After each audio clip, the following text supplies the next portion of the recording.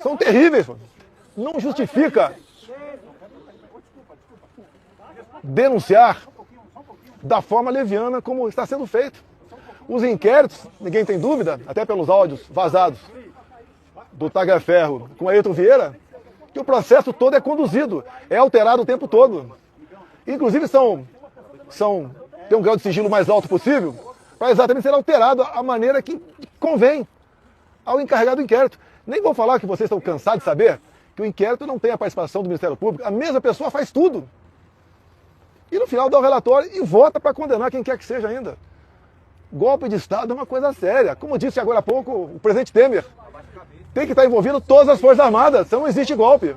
Ninguém vai dar golpe com o general da reserva e mais meia dúzia de oficiais. Mas vamos lá. Eu preciso fazer um breve relato, porque eu quero chegar na origem do problema. Eu quero chegar na forma da equação. Primeiro eu passo a palavra para o doutor Paulo aqui, meu advogado, depois eu prossigo. Pois é, a defesa ela vê com muita preocupação o que está se passando hoje em relação a esse inquérito, que é mantido em sigilo a despeito de a Polícia Federal divulgar na sua página a relação dos indiciados e manter mesmo assim em sigilo. Essa é uma situação gravíssima que não se admite na medida em que o indivíduo indiciado, e considerando que o indiciamento é o rascunho de uma futura acusação, ele impede que o indivíduo possa se defender da narrativa que se constrói contra ele. E nós temos aqui a certeza, a convicção de que, pelos fatos que são colocados, apresentados aos pedaços pela imprensa, evidentemente é construída uma narrativa. O presidente Bolsonaro jamais soube, aqueceu ou participou de qualquer trama golpista para derrubar o Estado Democrático de Direito ou impedir a posse do presidente eleito. Que fique claro isso, e lembro a todos, questionou-se muito o silêncio do presidente Bolsonaro logo após a eleição. Não se manifestar em relação aos seus eleitores. Isso houve um preço político para ele, esse silêncio. Justamente não querendo insuflar qualquer manifestação mais agressiva ou violenta. Isso houve um custo para ele e hoje lhe é imputado justamente o que quis evitar o tempo inteiro. É lamentável que hoje as pessoas que são indiciadas não saibam, não tenham a mínima ideia de por que estão sendo convocadas e apontadas como criminosos. Vamos lá. Nós temos que buscar a origem do problema. Alguns acham que a origem do problema foram as eleições de 22. Eu vou demonstrar que foi um pouco antes, foi lá em 2018. Mas vamos agora dar uma focada em 2022. O pré-eleitoral.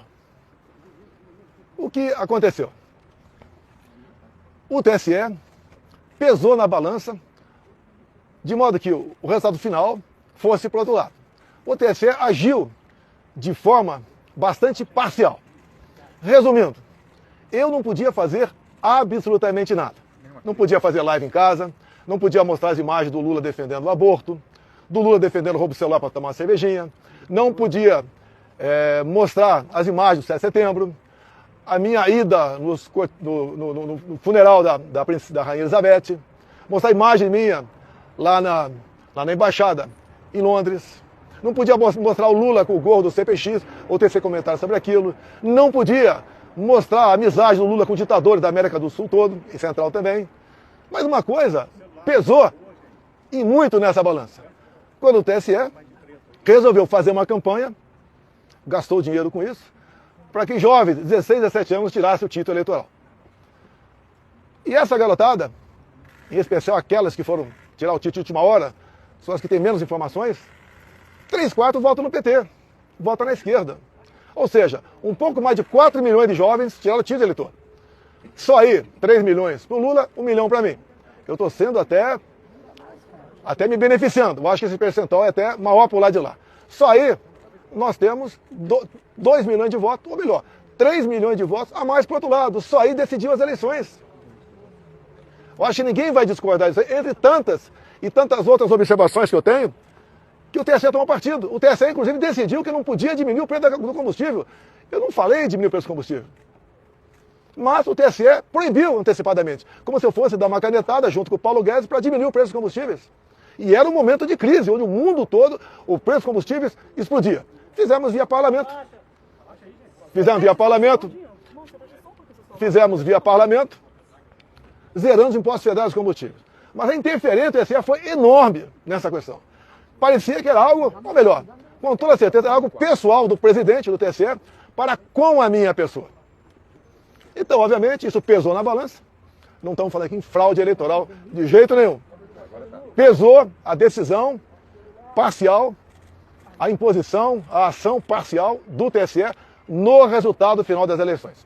Presidente, Joaquim Gomes do Movimento Avança Brasil. Não, eu não vou responder. Peraí. Eu não vou responder. Eu não vou responder. Um minutinho. Eu não vou responder. Okay? Bem, vamos lá. Tivemos também, no corrente ano, a Folha de São Paulo publicou matéria do jornalista Green sobre áudios e mensagens trocadas entre o juiz auxiliar e os outros que estavam lá no TSE. Entre eles, o Tagliaferro, que estava à frente daquela comissão de combate à desinformação. E esses áudios, vocês tiveram acesso, eu tenho aqui, realmente demonstra claramente que é um processo viciado. Eu não sou advogado. É um processo viciado, onde ele é conduzido. E, dado momento, o juiz auxiliar fala, olha, o ministro quer dessa maneira. E o Tagliaferro responde, vamos mudar? Mude. Nós não podemos desagradá-lo. O ministro mesmo, né, o juiz auxiliar fala, em dado momento, ele está de folga agora, não tem sessão lá no Supremo, e está em cima da gente.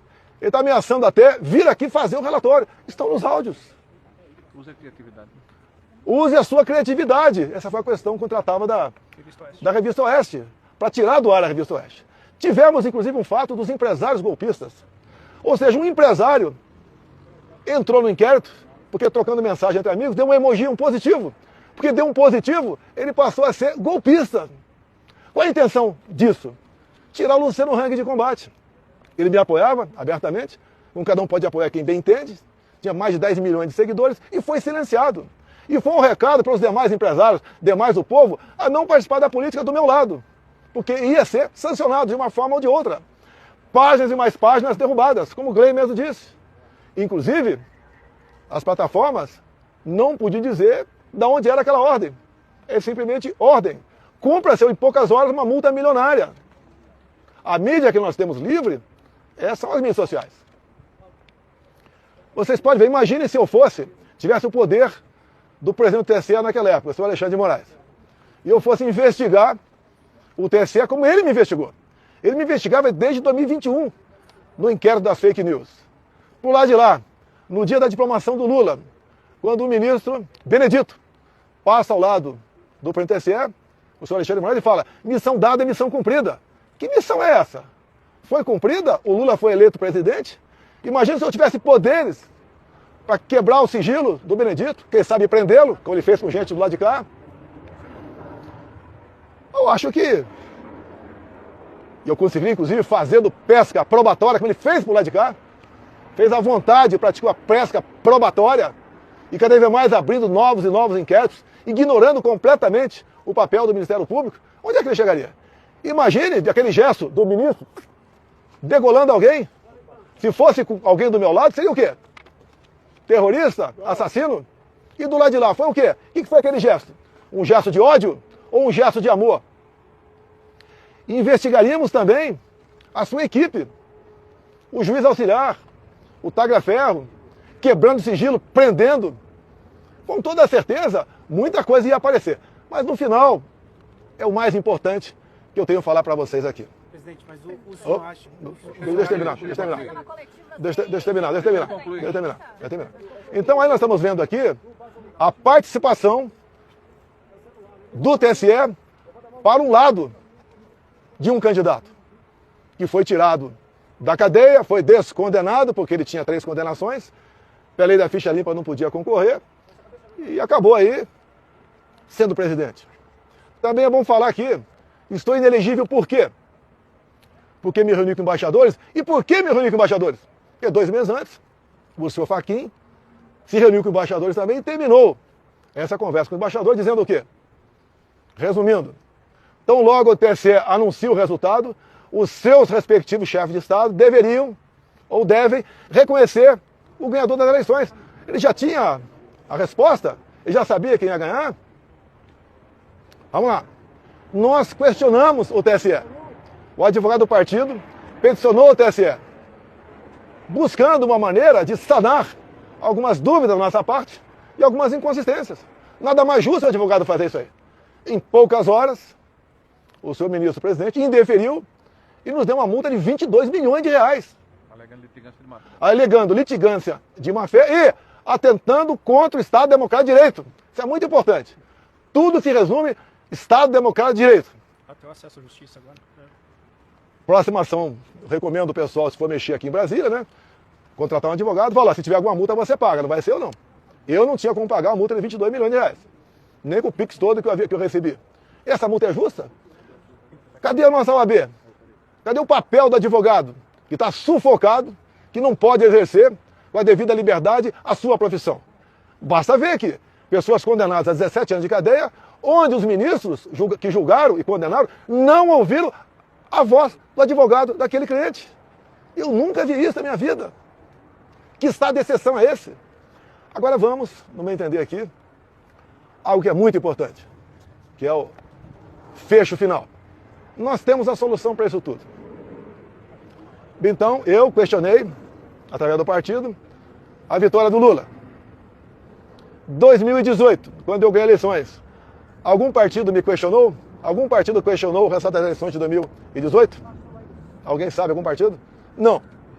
Nenhum partido questionou o resultado das eleições de 2018. É extremamente importante.